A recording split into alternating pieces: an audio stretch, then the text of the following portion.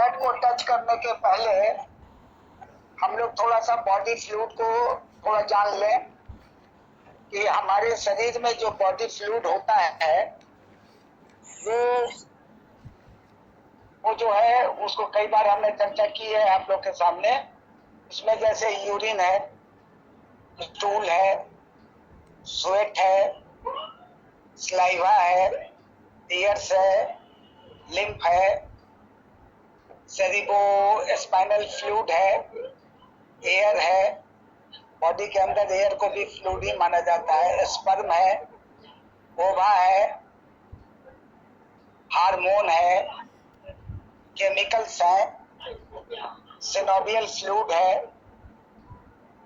Ear wax है, breast milk है, mucus है, फ्लेगम है, वाटर है, ब्लड है, मेंस्ट्रुअल फ्लूइड है, विटामिन है, मिनरल है। तो ये आपके जो है ये बॉडी फ्लूइड है। Again I am repeating, urine, stool, sweat, saliva, tears, lymph, cerebrospinal fluid, ये ब्रेन में होता है। एयर,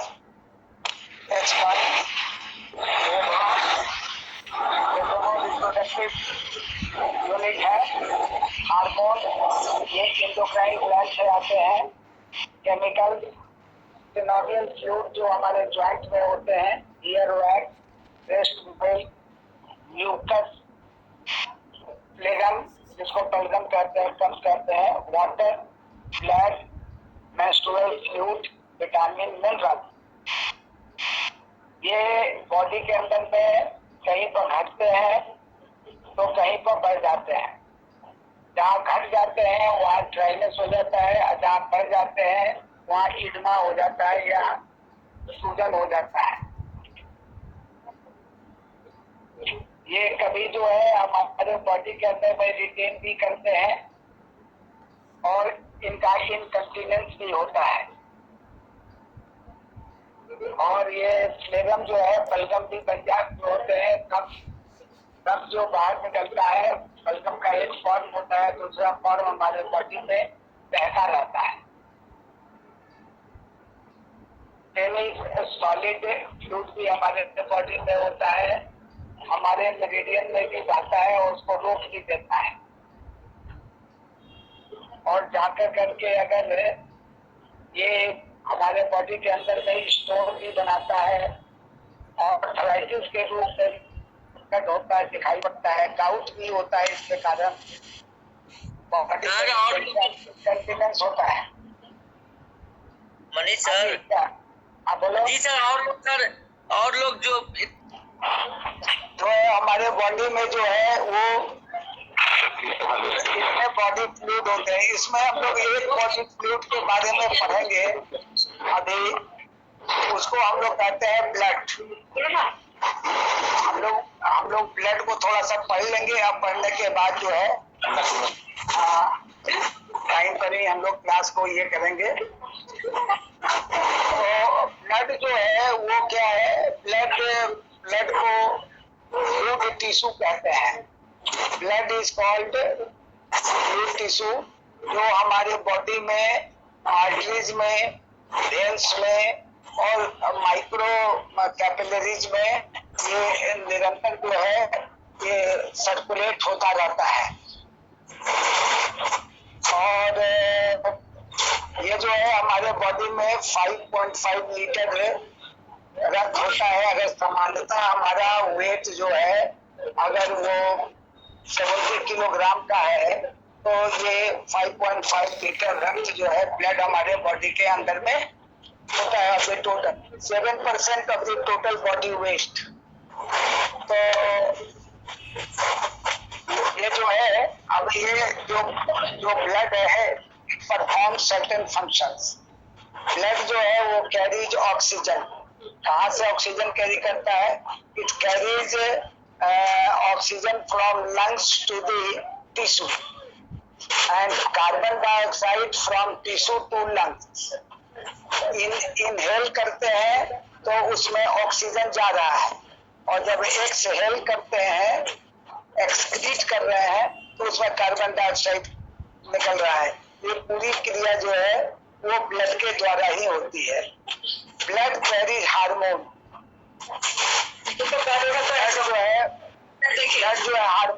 ब्लड जो है हार्मोन कैरी करता है, और ये एंडोक्राइन ग्लैंड के द्वारा सिक्रीट होता है।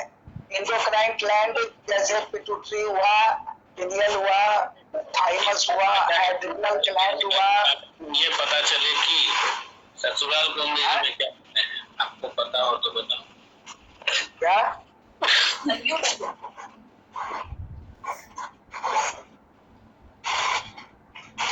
तो इसको जो है ये जो हमारे बॉडी के अंदर में एंडोक्राइन ग्लैंड का मतलब होता है कि ये इसके अंदर में कोई किसी प्रकार का ट्यूब लाइक स्ट्रक्चर्स नहीं होता है जो कि पास ऑन करता है सिक्रीशन को, बल्कि ये सीधे सिक्रीशन में जो बनाता है वो सीधे जो है वो ब्लड में पावर कर देता है, डाल देता है, और वो ब्लड इसको सर्कुलेट करता है। तो इसमें पिट्यूटरी ग्लैंड आपको बताया, पिनियल बताया, उसके बाद जब हम नीचे उतरेंगे तो वो थाइमस हो जाएगा, और थाइमस के बाद जो है किडनी के ऊपर जो है एड्रिनल ग्लैंड हो जाएगा, और एड्रिनल ग्लैंड से यहाँ हो गया गलाले हो गया, थायराइड हो गया और पैराथायराइड हो गया।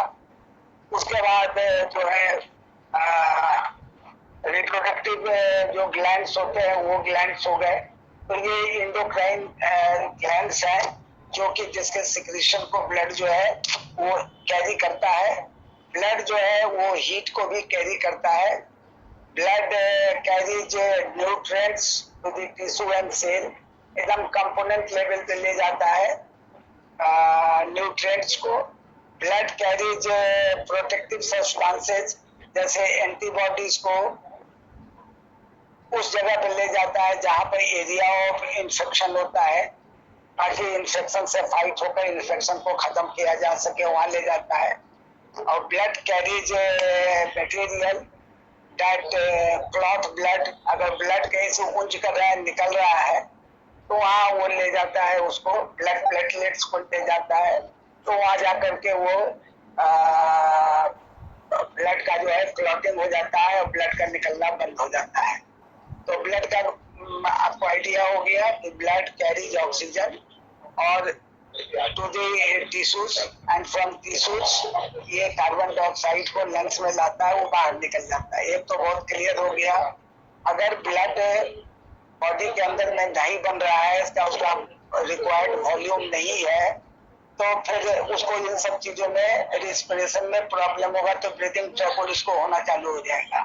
ऑक्सीजन ज्यादा उसके बॉडी में नहीं पहुंच पाएगा as per the requirement, target tissues के पास नहीं पहुंच पाएगा, तो फिर जो है ऑर्गन का फंक्शन पूरा नहीं हो पाएगा, एनर्जी नहीं मिल पाएगी, एनर्जी नहीं मिलेगी, रनिंग एनर्जी नहीं मिलेगी, तो ऑर्गन जो है वो उसका काम जो है प्रॉपर नहीं हो पाएगा। पेशेंट जो है वीकनेस फील करेगा, टायर्ड फील करेगा, फटीग फील करेगा, कमजोरी जिसको कहते हैं वो फील करने लगेगा। और अगर बहुत लंबे समय तक कमजोरी हो गई तब तो कोई बात ही नहीं, बेड रिडन पेशेंट हो जाएगा। एक ही फॉर्मूले के आधार पर अगर मान लीजिए बॉडी में हार्मोन नहीं गया तब तो कोई बात ही नहीं, तब तो एक तरीके से आप समझिए पूरा का पूरा बॉडी को बैलेंस करने के लिए हार्मोन ही होता है। अगर डोपामाइन नहीं निकला तो बॉडी के अंदर में जो है ये सब गुड हार्मोन होते हैं, और ये सब नहीं निकलेंगे तो बॉडी से हैप्पीनेस नाम की चीज ही खत्म हो जाएगी। तब इसका मतलब है कोर्टिसोल निकलेगा, गाबा निकलेगा, एड्रेनालिन निकलेगा, तो ये सब के सब नेगेटिव हार्मोन्स बनाएंगे आपके बॉडी में, नेगेटिव थॉट्स बनेगा। डोपामाइन नहीं निकलेगा, सेरोटोनिन नहीं निकलेगा, ऑक्सीटोसिन नहीं निकलेगा, एडीएच नहीं निकलेगा, ये सब कई हार्मोन है, तो शरीर के अंदर में असंतुलन तैयार हो जाएंगे, हार्मोनल इम्बैलेंस हो जाएगा। मान लीजिए थायरॉक्सिन नहीं निकला थायराइड ग्लैंड से, तो आपके बॉडी में हाइपोथायराइड हो जाएगा, हाइपोथायराइड हो जाएगा, ज्यादा निकलने लगेगा तो हाइपरथायराइड हो जाएगा। फिर पिट्यूटरी का भी वही है, पूरा का पूरा बॉडी को कंट्रोल करने के लिए जो हार्मोन निकलते हैं वो ये पिट्यूटरी से निकलते हैं। अब पिट्यूटरी को कंट्रोल करता है हाइपोथैलेमस। तो ये सब सारा जो है एक तरीके से हौच-पौच हो जाएगा शरीर के अंदर में। तो अगर इन्फेक्शन नहीं मरेगा, इन्फेक्शन से फाइट अगर नहीं होगा, इन्फेक्शन पर वो विजय हासिल नहीं होगी आपकी इम्यून पावर की, अनदर प्रॉब्लम शरीर के अंदर में इन्फेक्शन हो जाएगा। क्लॉटिंग नहीं होगा तो पूरा ब्लड ही निकल जाएगा, जिसको आपको याद होगा कि वो एलिजाबेथ ग्रुप जो है महारानी इंग्लैंड, तो उनके फैमिली में एक बीमारी होती थी होमोफिलिया, उसमें ब्लड जमा ही नहीं होता था, उसमें के फैक्टर की कमी होती थी। वो बहुत है, वो यहाँ भी पाया जाता है इंडिया में। वे लोग जो है वो क्लॉटिंग फैक्टर को लेके चलते हैं एक को अपने साथ, जैसे डायबिटिक इंसिपिडस में लोग चीनी या ग्लूकोज या टॉफी ये सब लेके चलते हैं, उसी तरीके से उसके फैक्टर को लेके चलना पड़ता है और जो है उसका इंफॉर्मेशन तुरंत देना पड़ता है कि आई एम सफरिंग फ्रॉम होमोफिलिया। तो तभी जान बचती है, नहीं तो ब्लड ही पूरा निकल जाएगा और जमा वो क्लॉट ही नहीं होगा, और जब क्लॉट नहीं होगा तो पूरा का पूरा ब्लड ही बाहर निकल जाएगा, ऐसा चीज है। तो एक दूसरा चीज क्या है, ब्लड, उसका कंपोजिशन। तो उसमें जो प्लाज्मा होता है, प्लाज्मा में 90% जो है वाटर है। प्लाज्मा प्रोटीन होती है जिसमें आपने नाम सुना होगा albumin, globulin, fibrinogens and clotting factors. ये सब ये सब के सब जो है वो प्लाज्मा प्रोटीन होते हैं, और इन सबों की कमी से शरीर के अंदर में अनेकों डिजॉर्डर्स हो जाते हैं। तो आपको फिर से एक बार रिपीट कर दें, एल्बुमिन है, ग्लोब्यूलिन है। तो ये एल्बुमिन जनरली देखिएगा बहुत कंप्लेन आएगा कि पेशाब में एल्बुमिन निकल रहा है, यानी किडनी जो है फिल्टर नहीं कर पा रहा है। ग्लोब्यूलिन है, फाइब्रिनोजेन है, क्लॉटिंग फैक्टर्स है। मिनरल सॉल्ट भी पाए जाते हैं, जैसे सोडियम क्लोराइड। अगर यूरिन में ज्यादा दिखाई पड़ेगा इसका मतलब है फिल्टर नहीं हो रहा है। तो सोडियम क्लोराइड है, सोडियम बाइकार्बोनेट है, आयरन भी होता है, कैल्शियम भी होता है, कॉपर भी होता है, आयोडीन भी होता है, कोबाल्ट भी होता है, पोटाशियम होता है, मैग्नीशियम होता है, फास्फोरस होता है। मैग्नीशियम जो है वो मसल में काम आता है, और ये लोग जो है सब कैल्शियम और फास्फोरस ये सब जो है आपको खून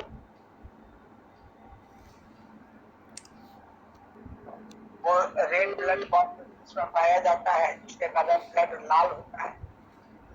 अब प्लाज्मा के कारण ब्लड फ्लूइड के स्ट्रक्चर में होता है। न्यूट्रिएंट्स जो हमारे बॉडी हमारे ब्लड में होते हैं ये आते हैं, ग्लूकोज ज्यादा हो जाएंगे तो डायबिटीज हो जाएगा।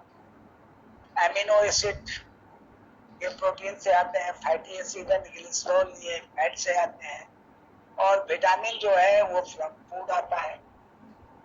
तो ग्लूकोज अगर ब्लड में ज्यादा हो गया तो वही हो गया। और मान लीजिए ग्लूकोज का काम क्या है कि ग्लूकोज को इंसुलिन जो है वो ले जाता है इंटरसेलुलर स्पेस में जमा कर देता है, सेल में जमा कर देता है। अगर इंसुलिन नहीं जमा कर पा रहा है और ब्लड में ग्लूकोज की मात्रा बढ़ी हुई है, इसका मतलब है कि उसको कहते हैं insulin resistant type 2 diabetes. Type 2 diabetes का मतलब होता है कि बॉडी में इंसुलिन भी निकल रहा है और ग्लूकोज भी बना हुआ है, दोनों बना हुआ है। जबकि इंसुलिन का काम क्या है कि वो कैरी कर लेता है ग्लूकोज को सेल के तरफ, और फिर एक ग्लूकागोन होता है, वो ग्लूकागोन जरूरत पड़ने पर ग्लूकोज को ले आता है फिर ब्लड स्ट्रीम।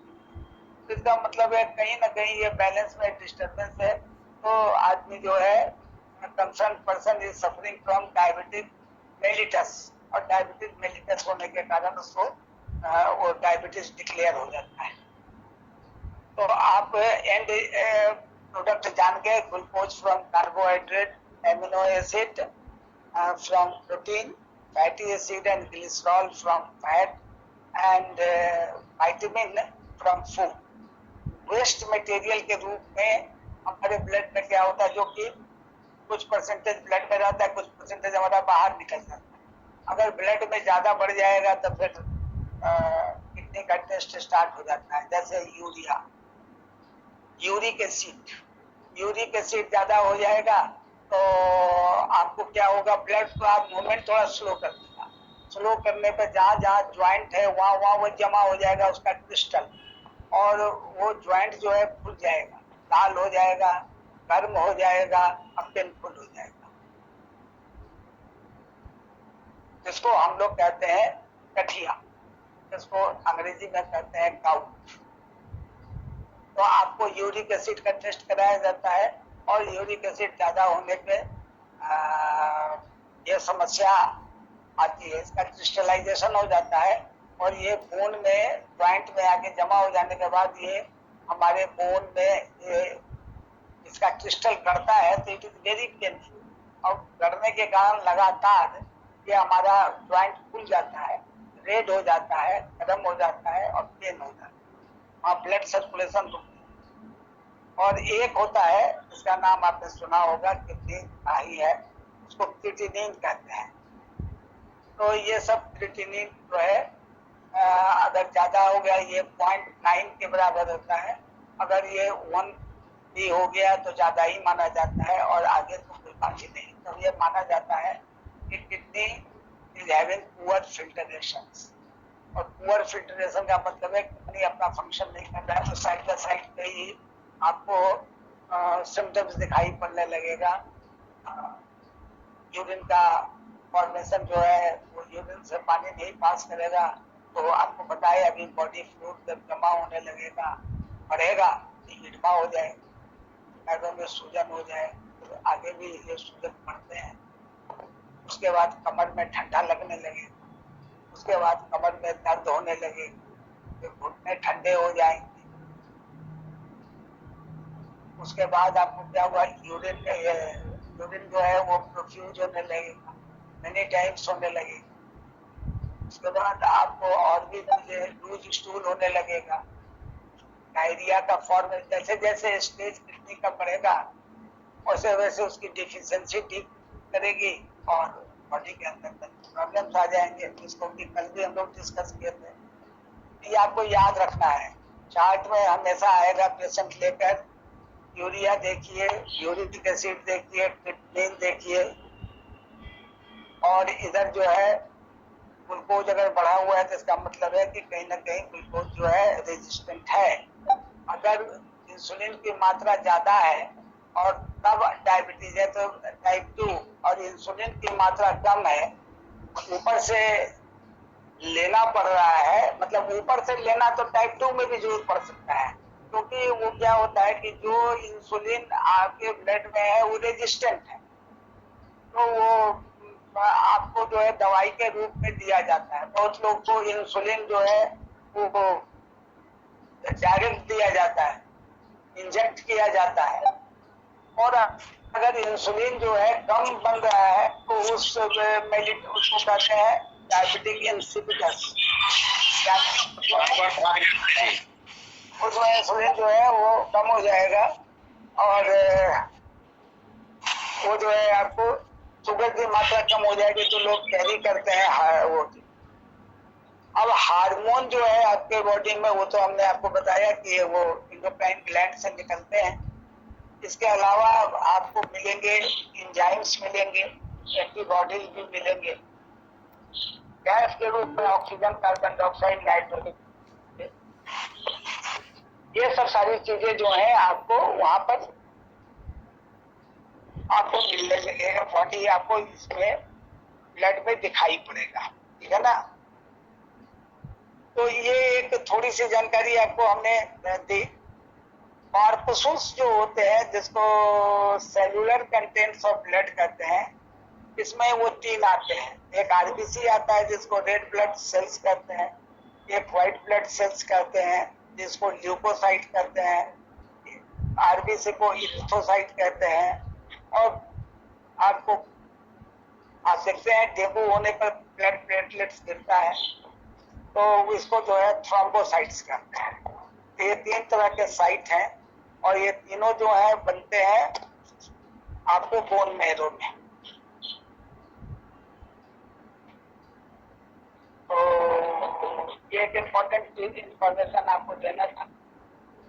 थोड़ा सा हमने आपको जो है वो जानकारी दी है। ल्यूकोसाइट्स में भी बहुत तरह से उसके भाग होते हैं, डिवीजन होते हैं। जैसे न्यूट्रोफिल्स होते हैं, यूस्नोफिल्स होते हैं, इसके अलावा बेसोफिल होता है, मोनोसाइट होता है, लिम्फोसाइट्स होता है।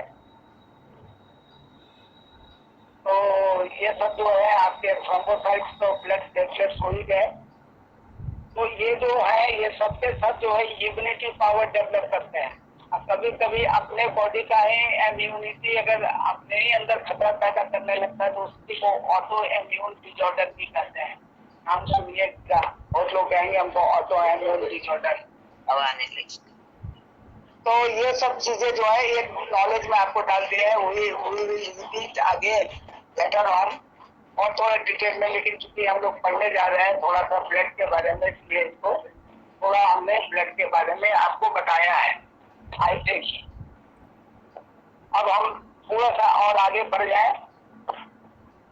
वो ये जो ब्लड है, ब्लड में जैसे वो डिफिशिएंसी होती है और एक्सेसिवनेस होता है, ये आप जानते ही हैं। तो ब्लड का जो डिफिशिएंसी होता है, तो जैसे ही ब्लड की डिफिशिएंसी होगी तो कोई आदमी अगर आपके पास आता है कुछ प्रॉब्लम लेकर, तो आप पहले कराइए कि का डिफिशिएंसी है, फ्लूइड का डिफिशिएंसी है कि ब्लड का, मतलब फ्लूइड मतलब जनरल फ्लूइड का डिफिशिएंसी है या ब्लड डिफिशिएंसी है। ब्लड का डिफिशिएंसी में क्या होगा,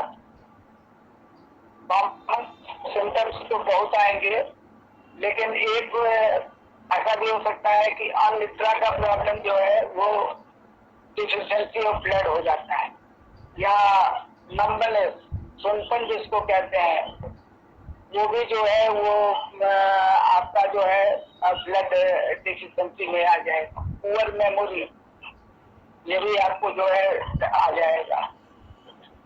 ब्लड विजन तो आगे भी आता है, लेकिन ब्लड विजन भी जो है इसमें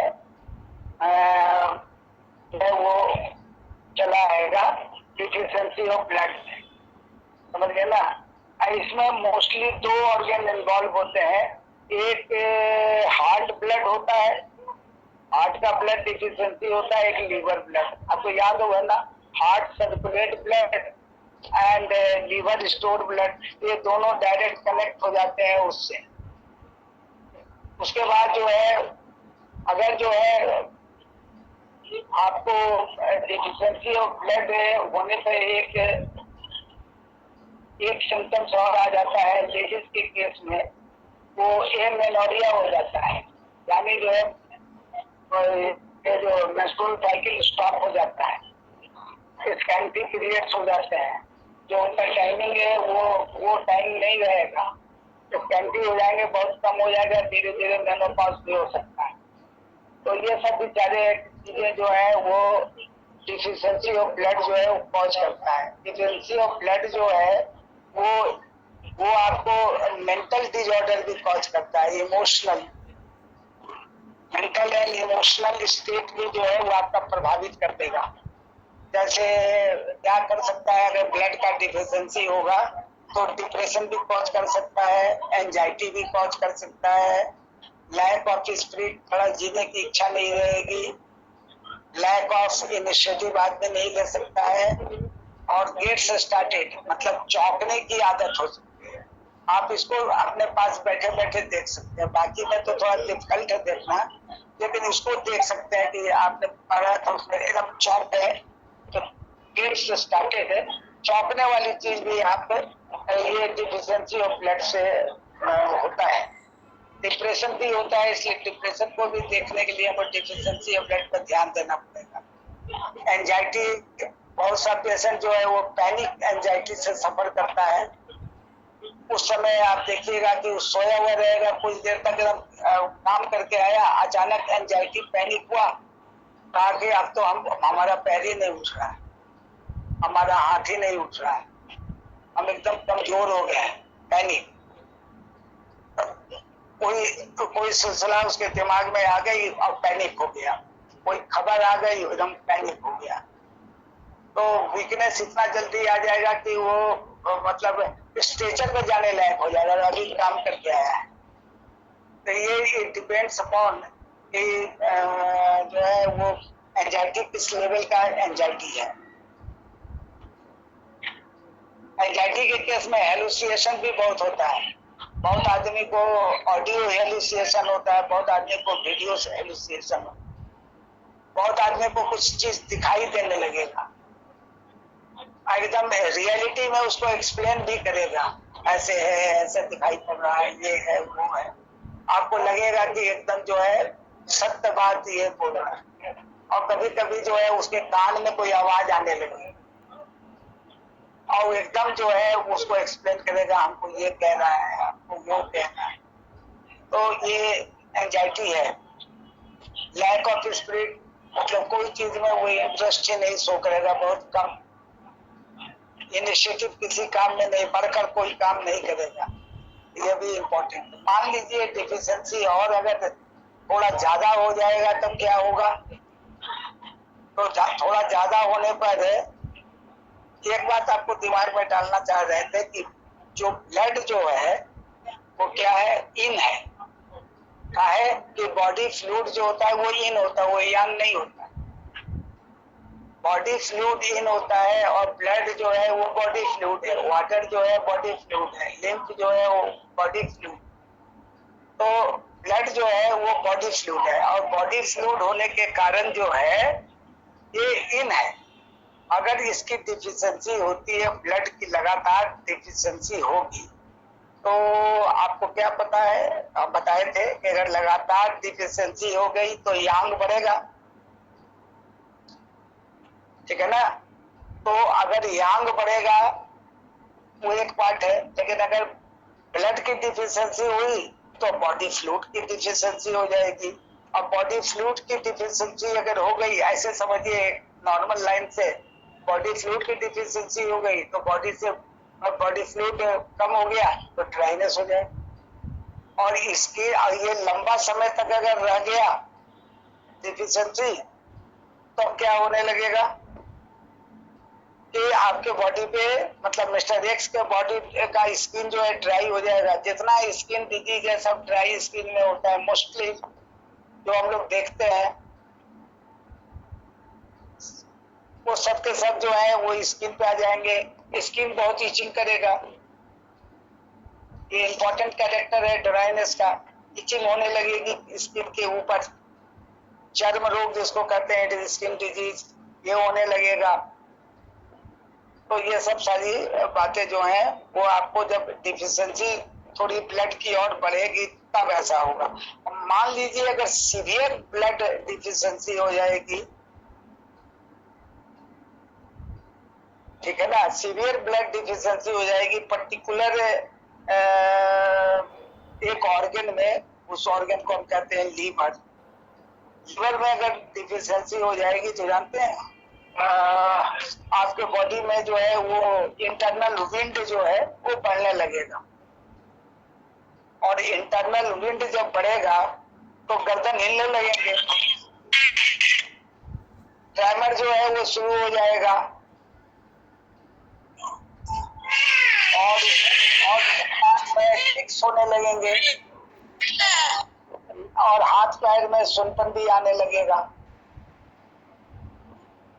तो लीवर का जो ब्लड है, अब देखिएगा आगे हम लोग पढ़ेंगे, हर एक ऑर्गन का ब्लड पढ़ेंगे, हर एक ऑर्गन का ब्लड पढ़ेंगे, हर ऑर्गन का यून पढ़े हैं, हर एक। एक्सक्यूज मी सर, ये आर्टिकेरिया भी इसी से रिलेटेड रहता है सर? इचिंग होता है सर किसी भी चीज से, जैसे उसको एलर्जी है। हम I don't want to waste the time of the group. Urticaria जो है वो एक प्रकार का रेडिस इन्फेक्शन आ जाता है स्किन के ऊपर पे। तो हम लोग जब डिजीज को जब पढ़ेंगे ना, डिजीज कुछ पढ़ेंगे, मौका मिलेगा तो हम लोग इसको थोड़ा डिटेल में, शॉर्ट में अगर आप बता देंगे हाँ वही है तो फिर मजा नहीं आएगा, ठीक है ना। मोहन बाबू बोल रहे थे। Okay sir, okay. हाँ जी सर, जी सर। हाँ, डिजीज को थोड़ा डिटेल में पढ़ने से तो आपको बड़ा गहराई से नॉलेज हो जाएगा ना।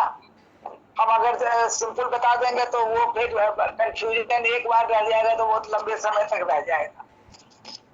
तो मेरा कहना था कि अगर जिस तरीके से हम हर एक ऑर्गन का yin yang पढ़े हैं और वैसे ही हमको ब्लड भी पढ़ेंगे आगे, तो लीवर का अगर ब्लड जो है अगर लंबे समय तक जो है वो सीवियर डिफिशियंसी हो जाएगा, तब हमारे बॉडी के जो हमारा बैलेंस है उसमें डिस्टरबेंस हो जाएगा। हाथ पैर हिलने लगेंगे, गर्दन भी हिलने लगेगा, हमको जो है वो टिक्स इसको नहीं कहते हैं, बाया आंख फड़क रहा है तो कुछ होने वाला है, ये तो इधर हो रहा है तो यहाँ फड़क रहा है तो कपड़ा मिलेगा, तो वहां फड़क रहा है तो ये मिलेगा। तो इस तरीके की जो बातें होती है टिक्स, जिस पर आपका कोई कंट्रोल नहीं है, एक्शिप नहीं है, वो अपने आप हो जाए होता रहेगा। बहुत लोगों का आंख फड़कने लगता है। तो ये सब सारी चीजें जो है it is not your control. तो इस तरीके का आपको हम बताए कि अगर डिफिशियंसी ब्लड का रहेगा तो आपको क्या प्रॉब्लम हो सकता है, और फिर उसके बाद हम लोग डिफरेंट ऑर्गन्स में कैसे कैसे कमी होती है उसको हम लोग आगे की ओर फिर पढ़ेंगे, और फिर सिम्टम्स को हम लोग पढ़ेंगे इस बारे में। और ब्लड में हीट जो होता है, तो हीट का भी जो अगर डिफिशियंसी होगा या एक्सेसिवनेस होगा तो फिर उसके बारे में भी अलग से आपको पढ़ना पड़ेगा।